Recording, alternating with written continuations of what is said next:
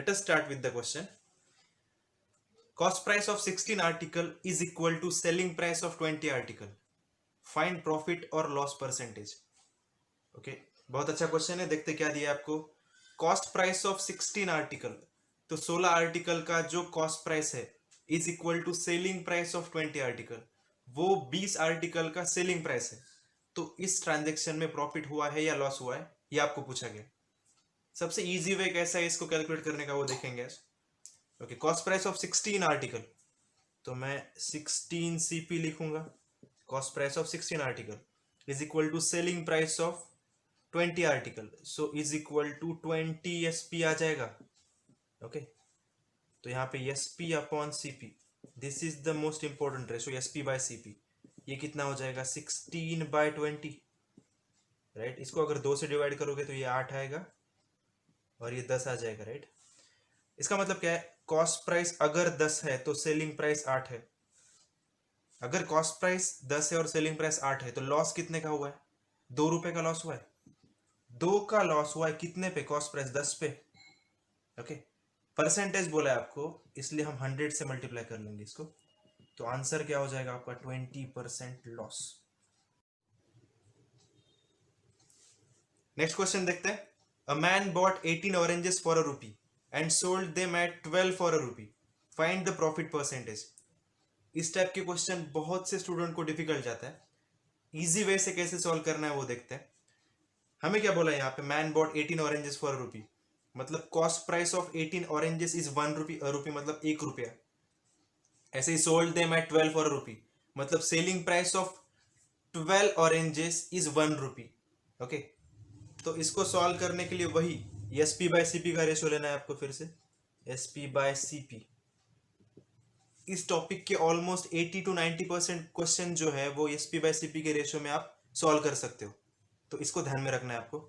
देखो, selling price हमें क्या बोला है, 12, यहाँ पे सोल्ड देम एट 12 फॉर ₹1, मतलब 12 ऑरेंजेस का सेलिंग प्राइस ₹1 है. तो 1 ऑरेंज का सेलिंग प्राइस कितना होगा, 1/12. ऐसे ही कॉस्ट प्राइस के बारे में आपको बोला है 18 ऑरेंजेस का कॉस्ट प्राइस जो है वो ₹1 है. तो 1 ऑरेंज का कॉस्ट प्राइस कितना होगा, 1/18 हो जाएगा. ये किस फॉर्मेट में आ रहा है देखो, A/B बाय C/D. ओके, तो ये इसको कैसे लिख सकते हैं हम, A/B इंटू D/C, ये ऐसे होता है. ओके, तो ये क्या बन जाएगा, SP will be equal to 1/12 into D/C, मतलब डिनोमिनेटर पहले आ जाएगा. यहाँ पे 18/1 आ रहा है. तो ये रेशो कितना बन रहा है, 3/2 is the ratio in this case, 3/2, right. किसका रेशो है ये, एसपी बाय सीपी का रेशो है, 3/2. मतलब क्या, कॉस्ट अगर ₹2 है तो सेलिंग प्राइस ₹3 हो जाएगा. ओके, कॉस्ट ₹2 और सेलिंग ₹3 का है, मतलब 1 का प्रॉफिट हो रहा है आपको, ₹1 का. ₹1 का कितने पे, कॉस्ट प्राइस पे लेते हैं हम, जो कि 2 है. आपको परसेंटेज पूछा है इसलिए 100 से मल्टीप्लाई करना पड़ेगा आपको. तो answer will be 50% profit. Next question देखते हैं. 60% goods are sold at 5% loss while the rest are sold at 10% profit. If there is total profit of ₹100, then the worth of goods sold is. Question में आपको दिया है 60% goods का जो cell किया है वो 5% लॉस से सेल किया है. while the rest मतलब जो बचा हुआ है, बचा कितना हुआ है, 40% बचा है, 60% हो गया, तो 40% के बारे में आपको बोला है is sold at 10% profit. If there is total profit of ₹100, then the worth of goods sold is. तो कितने का गुड्स सोल्ड किया था ये आपको पूछा जा रहा है. यहाँ पे हम एज्यूम कर रहे हैं, यहाँ पे let the worth of goods sold is ₹100. इसमें से आपको क्या बोला है, 60% goods are sold at 5% loss. 100 का 60% मतलब 60 हो जाएगा. एंड द रेस्ट बचा कितना, यहाँ पे 40 बचा है. 60 पे आपको बोला है कि 5% लॉस हुआ है और यहाँ पे 40 पे 10% प्रॉफिट हुआ है. ओके, तो 60 का 5%, 60 का 10% होता है 6, 5% मतलब उसका आधा. फिर से ये कितना हो जाएगा, 3 हो जाएगा. 3 का लॉस हुआ है इसलिए -3 लिख रहे हैं.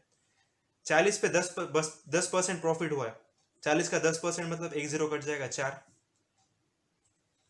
4, राइट. तो ये +4 क्योंकि प्रॉफिट हुआ है. तो ओवरऑल ट्रांजेक्शन पे कितना -3 + 4 मतलब 1 रुपीज का प्रॉफिट हुआ है। एक्चुअली कितना बोला है आपको कि 100 का प्रॉफिट हुआ है, राइट। तो ये दो चीजें यहाँ पे वर्थ लिख रहा हूं मैं और यहाँ पे प्रॉफिट लिख रहे हैं। ओके, वर्थ अगर 100 रुपए जैसे हमने एज्यूम किया था तो प्रॉफिट 1 रुपए का मिल रहा है, बट एक्चुअली प्रॉफिट कितना बोला है आपको कि 100 रुपए का है, तो वर्थ कितना होगा ये पूछा जा रहा है। देखो 1 को यहाँ पे 100 से मल्टीप्लाई करना पड़ेगा तो 100 आएगा, तो यहाँ पे 100 को भी 100 से मल्टीप्लाई करना पड़ेगा आपको। कितना बन रहा है ये 10,000। So the worth will be how much 10,000। Next question देखते हैं। A dealer gives as much discount in percent as the markup in percent above the cost price, what is the profit और लॉस परसेंट। क्वेश्चन समझ लो, dealer ने discount दिया है, कितना discount percentage दिया है, कितना जितना कि मार्कअप परसेंट है above the cost price. Okay, इसको सॉल्व करना है हमें। व्हाट इज द प्रॉफिट और लॉस परसेंट बोला है। सपोज कॉस्ट प्राइस यहाँ पे 100 पकड़ लो। ओके, तो मार्क वैल्यू जो होगी, मार्क वैल्यू एमपी कर लेते हैं उसको, सपोज 120 है, तो इस केस में मार्कअप मतलब 100 की वैल्यू 120 को बेच रहा है, तो मार्कअप वैल्यू कितना हो गया 20% से ज्यादा मार्क किया तो 20% इज द मार्कअप परसेंटेज। तो डिस्काउंट परसेंटेज भी हमें क्या बोला गया, सेम ही है जितना मार्कअप परसेंटेज है, तो 20% will be the discount percentage, right. तो इस केस में सेलिंग प्राइस कितना होगा, देखो मार्क प्राइस पे 20% डिस्काउंट दिया है। ओके, तो 120 का 20% कितना आ जाएगा 24 आ जाएगा, तो 120 में से 24 चला गया, कितना आ रहा है 96 आ रहा है। ओके, तो 100 की चीज यहाँ पे 96 को बेच रहा है, तो परसेंटेज लॉस कितना हुआ यहाँ पे 4% लॉस हुआ, राइट।